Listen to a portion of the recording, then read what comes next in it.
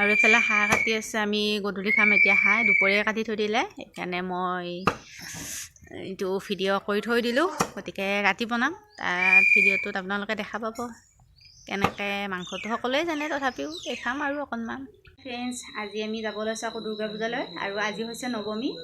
আৰু এইযোৰ চাদৰ মেখেলা মই পিন্ধি ল'লোঁ, কাৰণ যিমানে যি নহয় দুৰ্গা পূজা হ'লে পুৰণাই হয় নতুনে হয়, এযোৰ চাদৰ মেখেলা পিন্ধিলে ভাল লাগে, সেইকাৰণে এযোৰ চাদৰ মেখেলা পিন্ধি ল'লোঁ। আৰু এইযোৰ চাদৰ মেখেলা দেখিছে মানে দেখা পোৱা নাই চাগে, আজি দি মই দুবাৰ পিন্ধিলোঁ এইযোৰ চাদৰ মেখেলা। আৰু এইযোৰ দিছে মোক মানে আইতাৰ ভাই বোৱাৰীয়ে দিছিল, মোৰ মামী আইতা হয়, তেওঁ দিছিল। আৰু এতিয়া যাওঁ বলক, আৰু সিহঁতে একদম হেৰি কৰি আছে, সেইকাৰণে যাওঁ বলক এতিয়া, আৰু সম্পূৰ্ণ ভিডিঅ'টো চাই থাকিব, বলক যাওঁ। কলি টোপনি গ'ল নেকি? কলি টোপনি গ'ল? অঁ, এই গ'ল নহয়, গেল বুলি কওঁ আমাৰ গাঁৱৰ ভাষা। আমি গাড়ীৰ পৰা, আৰু গাড়ীখন আমাৰ দূৰতে থোৱা গ'ল, কাৰণ মানুহ ভিৰ যায়, সেইকাৰণে আমাৰ গাড়ীখন থোৱা গ'ল। আৰু এতিয়া আমি খোজকাঢ়ি আহি আছোঁ, দুৰ্গা পূজাৰ ষ্টাৰ্ট। মানুহ, বেলুন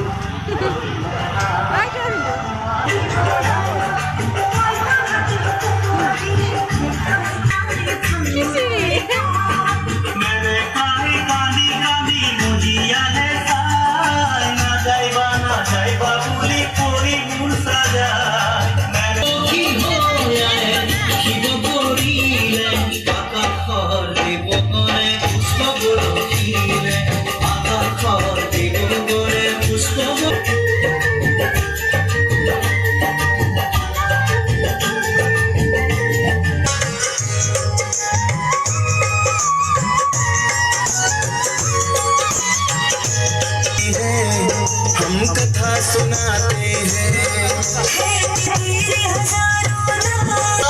के पास में जाओ,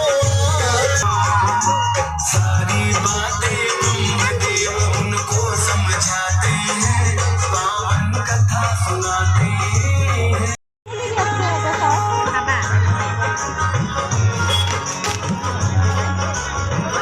পচন্দ হোৱা নাই নেকি?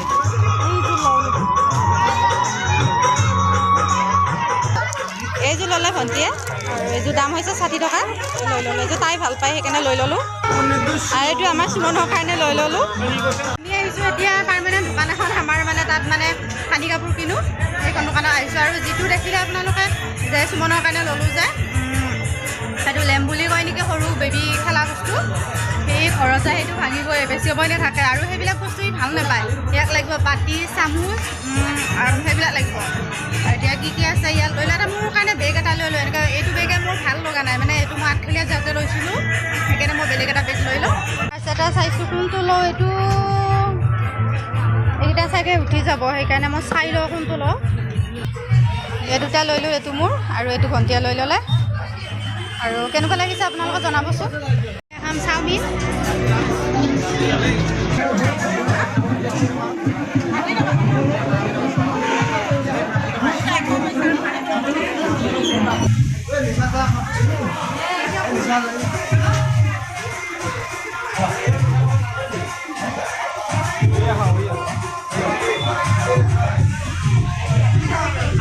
চাওমিন। আৰু এতিয়া মই চাহ খাব সোমাইছোঁ, আৰু ইহঁত তিনিটাই খালে চাওমিন।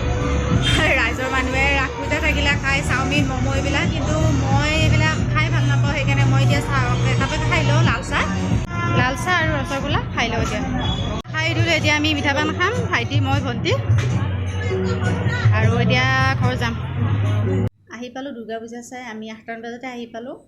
আৰু আহি অকণমান এনেই ৰেষ্ট ল'লোঁ, আৰু সুমনকো ভাত খুৱাই দিলোঁ। এতিয়া আমাৰ সুমনৰ দেউতাকে বনাব হাঁহৰ মাংস, আৰু অকণমান আপোনালোকক দেখাব চেষ্টা কৰিম হাঁহৰ মাংস কেনেকৈ কি বনাইছে আমাৰ সুমনৰ দেউতাকে। আৰু হাঁহৰ মাংস সকলোৱে বনাব জানে, তথাপিও সকলোৱে বনোৱা পদ্ধতিটো বেলেগ বেলেগ, সেইকাৰণে মই অকণমান দেখাই দিছোঁ।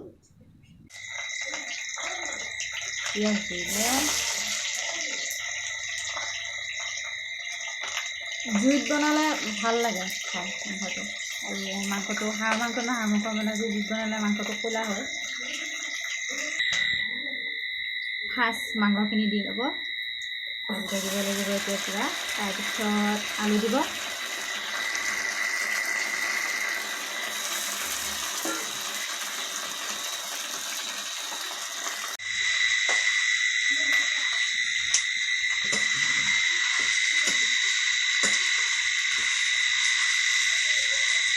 মাংসটো পূৰা ভাজি থাকিব লাগিব যেতিয়ালৈ মাংসটো কি নহয় মাংসটো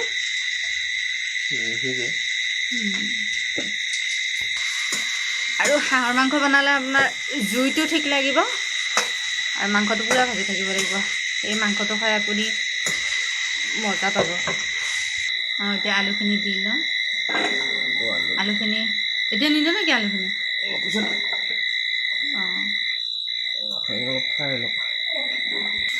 এতিয়া নিমখ দি দিছে আলুটো পিছত দি ল'ব চবৰে বনোৱাৰ পদ্ধতিবিলাক বেলেগ বেলেগ মই অকণমান ওপৰৰ পৰা আপোনালোকক অকণমান দেখাব চেষ্টা কৰিছোঁ আৰু এনেকৈ মাংসটো পূৰা ভাজি থাকিব লাগিব আৰু ভাজি থাকোঁতে মানে যেতিয়া ভাজি থাকোঁতে মানে আপুনি যেতিয়া খাব পৰা হ'ব তেতিয়া ভাল লাগিব মাংসটো খাই হাঁহটো মাইকী আৰু এনেই মাইকী হাঁহৰ বহুত তেল থাকে আৰু এনেকৈ পূৰা লাই দিব লাগিব কিন্তু পিষ্টল মাৰি আছে আমাৰ এই সুমনৰ এইটো পিষ্টল ভাত খেলিবৰ কাৰণে দিছিল এইফালে দেউতাকৰ কাম নাই আৰু এইটোফালে পিষ্টল মাৰি আছে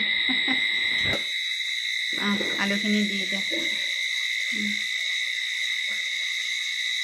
লাই দে মই ভিডিঅ' কৰি আছোঁ সুমনৰ দেউতাকে বনাই আছে দেই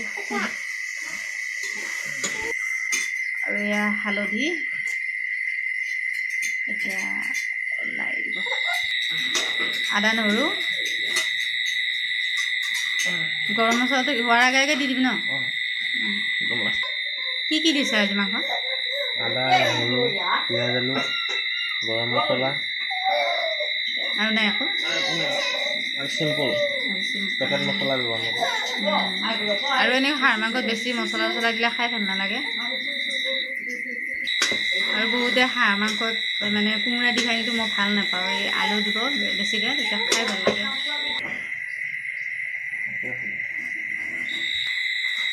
কাষতে বহি ভাজা মাংস খাম চাৰিটা আমি চাৰিটা খাম ভাজা মাংস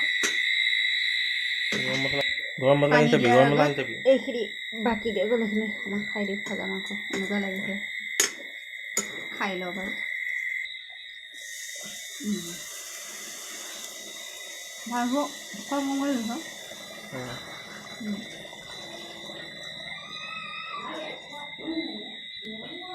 পানীটো কম কমকৈ দি এনেকৈ লাই থাকিব লাগিব তেতিয়া খাই ভাল লাগে একেবাৰে এতিয়া যে পানীখিনি গোটেইখিনি দি দিয়ে হাঁহ মাংসৰ একো টেষ্ট নাথাকে তেতিয়া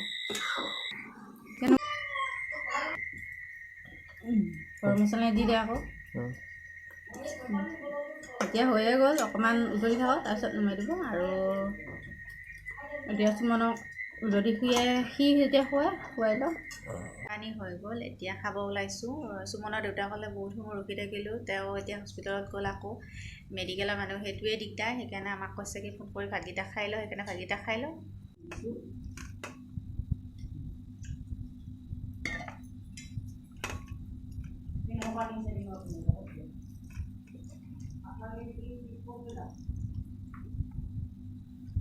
ভাত খাই উঠিলোঁ আমি আৰু সুমনৰ দেউতাকো আহি পোৱা নাই আমি ভাতো খাই উঠিলোঁ ইফালে আহিও পোৱা নাই বৰ দিগদাৰ এনেকৈ ৰখি থাকি পেলাই ভাত যেতিয়া খাবলৈ বেয়াও লাগে কিন্তু উপায় নাই ইফালে 11টাও বাজিল সেইকাৰণে ভাতটো খাই দিলোঁ শুকানতে আৰু আজি হাঁহ মাংসটো সঁচাই খাবলৈ বহুত ভাল লাগিছিলে এইফালে মাইকী হাঁহ আৰু বহুত তেলোৱা হাঁহটো মুখত অকণমান পাল লৈ আছোঁ মাছ মাংস থাকিলে অকণমান পাণ বা তামোল অকণমান হ'লে ভাল লাগে আৰু যদি আজি ভিডিঅ'টো ভাল পালে প্লিজ লাইক কৰি দিব আকৌ লগ পাম বেলেগ এটা ভিডিঅ'ৰ সৈতে তেতিয়াহ'লে গুড নাইট বাই বাই